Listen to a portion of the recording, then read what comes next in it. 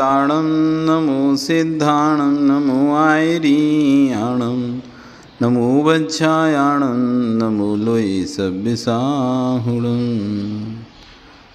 नमः श्री वर्धमानाय निर्धूत कजलात्मने सालोकानां त्रिलोकानां यद्विद्यादर्पणायते। नमो अरिहंताणं नमो सिद्धाणं नमो आयरियाणं नमो वज्रायाणं नमो लोये सव्यसाहुणं। अनंत अनंत से परमेष्टि भगवान की, आदिब्रह्म आदिनाथ भगवान की, वर्तमान शासन महावीर भगवान की, आचार्य गौर श्री 108 समन्वय स्वामी महाराज की, आचार्य गौर विशुद्ध सागर जी महाराज की, अहिंसा में विश्व धर्म की। आज हम यहाँ पर 51 नंबर का श्लोक पढ़ेंगे। इसमें श्रावक के चायत के बारे में वर्णन है। कितने प्रकार का चायत होता है श्रावक का? तो 12 प्रकार का चायत होता है श्रावक का।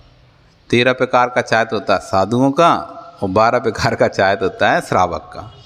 कौन से 12 प्रकार के चायत हैं उसका आज यहाँ पर वर्णन कर रहे हैं। गृहीणां त्रेधा तिष्ठ्यत यणगुण शिक्षा व्रतात्मकं चरणं पंचत्रिचतुर्भेदं त्रयथा संख्यमाख्यातम्। गृहीणाम यानी गृहस्थों के, गृहस्थ मतलब समझते ना, जो अस्त व्यस्त रहते हैं, त्रस्त रहते हैं, उनका नाम होता है गृहस्थ। अस्त व्यस्त हैं और दुखों से त्रस्त हैं, वो हैं गृहस्थ।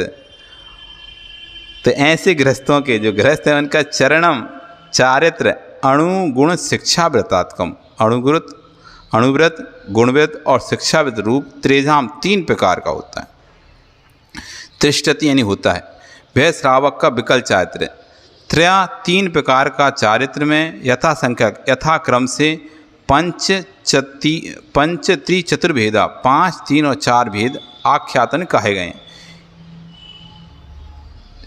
अणुव्रत के 5 भेद हैं, गुणव्रत के 3 भेद और शिक्षाव्रत के 4 भेद। ऐसे 4, 3, 7 और 5 12 प्रकार का चायत है।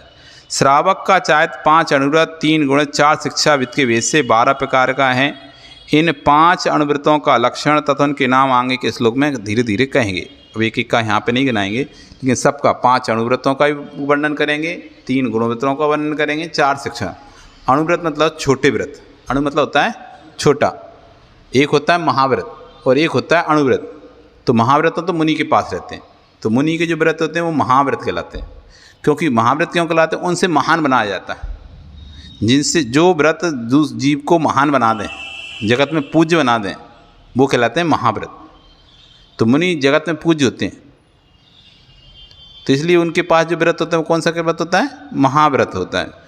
तो महान व्रत को कहते हैं महाव्रत। तो वहाँ अणु यानी छोटा व्रत तो लिए हैं, लेकिन छोटे से रूप में लिए हैं। एक छोटे जैसा क्या ना, छोटा सा काम चालू किया है। एक ने तो बड़ा लमसम स्केल पे काम चालू किया है, बड़ी फैक्ट्री लगा काम किया है। एक घर में छोटा सा एक कारखाना लगा दिया, छोटे से घर में काम, तो छोटा सा काम। तो अणुव्रत, छोटे व्रत, जो छोटे व्रत होते हैं उनको कहा जाता है अणुव्रत। जो विशाल व्रत होते हैं महाव्रत, उनको कहता है महाव्रत।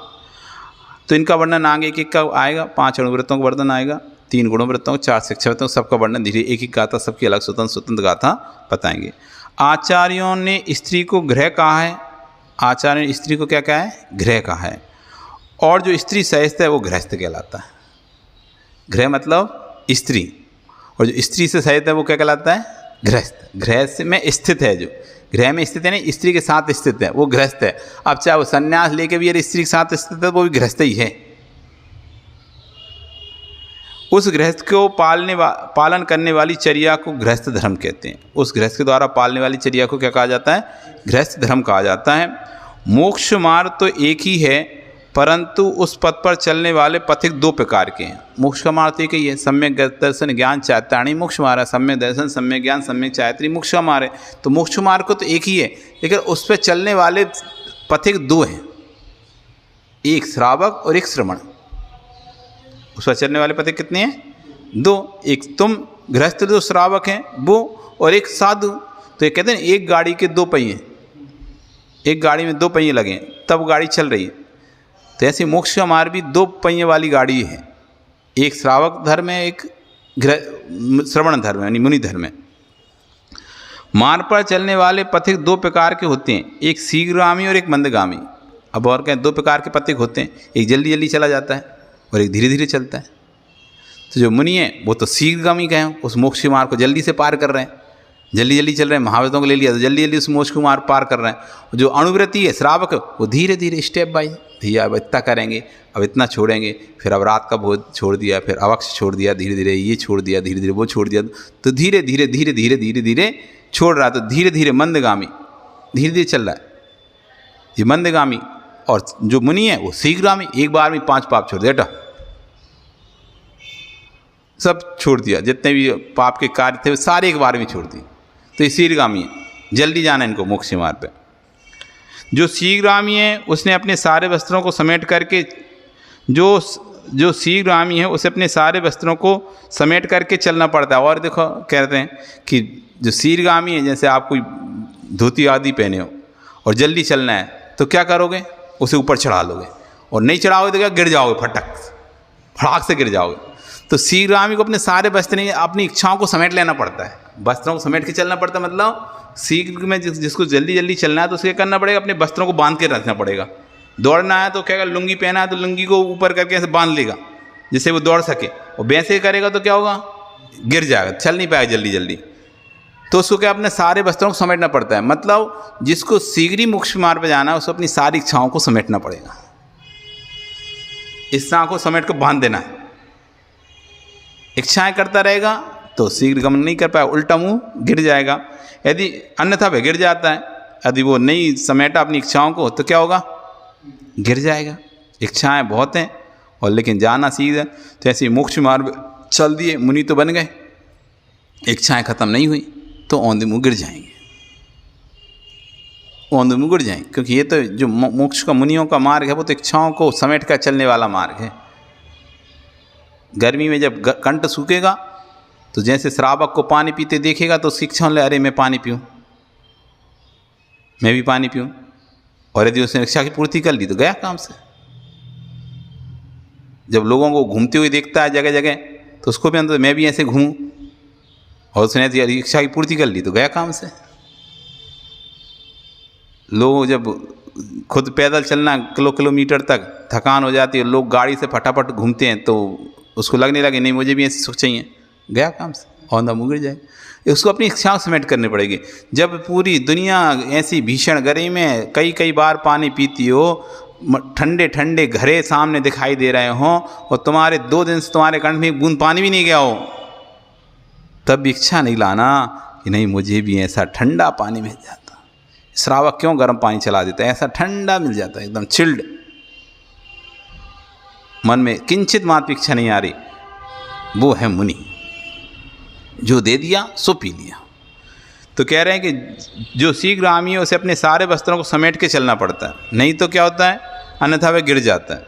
और जो मंदगामी होता है उसके कुछ बस लटके रहते हैं, ठीक है मस्ती में चलता है, बस लटके भी है, लहंगा भी पहना है, कुछ भी पहना है, चले घूमता रहे, लुंगी पहने आराम से डोलते मडोलते जा रहे हैं, तो बस लटके भी रहे तो उसके ऊपर दिक्कत नहीं, कुछ बस लटके रहे, कुछ चढ़ा ले, कुछ लटका भी रहे, थोड़ा सा ऊपर चढ़ा ले चल कर तो चलेगा, कोई दिक्कत नहीं, गंदे नहीं हो रहे, लटक रहे हैं, धोती पहन के भी जा रहा है, क्योंकि मंदगामी धीरे धीरे चल रहा है। उसी प्रकार शीघ्रगामी मुनिराज अपनी 5 इंद्रिय रूपी वस्त्रों को समेट कर चलते हैं। तो मुनिराज क्या करते हैं, 5 इंद्रिय रूपी जो वस्त्र हैं, 5 इंद्रियों के विषय भोग हैं, उनको लपेट लेते हैं। यदि संपूर्ण से उनका निरोध ना करें तो वे संयम से च्युत हो जाते हैं। यदि इनका पूर्ण रूप से 5 इंद्रियों का निरोध ना हो, 5 इंद्रियों के विषयों को ना लपेटें, वस्त्रों को ना लपेटें, तो मुनिपद से भ्रष्ट हो जाते हैं, मुनिपद से च्युत हो जाते हैं, यानी गिर जाते हैं। श्रावक मंदगामी है, अतः वह अपनी इंद्रियों को पूर्ण रूप से निरोध नहीं करता। श्रावक कैसा, भोग भी करता है, स्त्री भोग भी करता है, व्यापारी करता है, धर्म अर्थ काम मोक्ष चारों पुरुषार्थ करता है। लेकिन साधुओं के पास तो 2 ही पुरुषार्थ, धर्म पुरुषार्थ और मोक्ष पुरुषार्थ। श्रावक के पास 4 पुरुषार्थ करता है, अर्थ भी कमा रहा है, पैसा ही कमा रहा है, भोगों को भी भोग रहा है दिन रात, धर्म भी कर रहा है, मोक्ष के पुरुषार्थ में भी लगा हुआ है, तो 4 पुरुषार्थ। लेकिन साधु के पास 2 ही पुरुषार्थ, धर्म पुरुषार्थ और मोक्ष पुरुषार्थ, तो इन दोनों करते हैं। तो श्रावक मंदगामी भी अपनी इंद्रियों को पूर्ण रूप से निरोध नहीं करता है, अतः श्रावक का वह व्रत अणु है और मुनियों का व्रत महाव्रत है। तो इसलिए श्रावक का व्रत कैसा कहलाया? अणुव्रत, और मुनियों का व्रत कैसा कहलाया? महाव्रत कहलाएगा। इस तरह से श्रावक के 12 प्रकार के व्रत हो गए। कौन कौन से? 5 अणुव्रत, अहिंसाणुव्रत, सत्याणुव्रत, आचौर्याणुव्रत, परिग्रह परमाणुव्रत और ब्रह्मचर्याणुव्रत। ये 5 अणुव्रत हो। 3 गुणव्रत, सामायिक नहीं दिग्व्रत, देशव्रत और अनर्दंड व्रत, ये 3 गुणव्रत। 4 शिक्षाव्रत, सामायिक, प्रोसद, सामयिक हो गया, प्रोसद हो गया, और कौन कौन से आएंगे उसके? सामयिक हो गया, प्रोसद हो गया, परिग्रह परिमाण हो गया। परिग्रह परिमाण नाम का अणुव्रत हो। कहीं आता है संलेखना समाधि और कहीं आता है दूसरा अनर्थ देश अनर्थ, दूसरे एक नाम आता है, अभी दिमाग में नहीं आ रहा। तो 4 अणुव्रत, 4 शिक्षाव्रत होते हैं। 4 शिक्षाव्रत और 3 गुणव्रत और 5 अणुव्रत, ऐसे 12 व्रत श्रावक के कहे गए हैं। अब धीरे धीरे हम इनकी चर्चा आगे करते हैं। कल से यहाँ पे 5 अणुव्रतों का स्वरूप बताया जाएगा। 5 अणुव्रत क्या क्या हैं, उन 5 अणुव्रतों का एक एक का लक्षण बताएंगे। फिर कौन इन 5 अणुव्रतों को पालने में प्रसिद्ध हुआ और कौन जिन्होंने 5 अणुव्रतों को नहीं पाले और उसको क्या दुर्गति हो, ये सब आगे चर्चा करेंगे। आज इतना ही। नमो अरिहंताण, नमो सिद्धाण, नमो आर्याण, नमो उज्जैन, नमो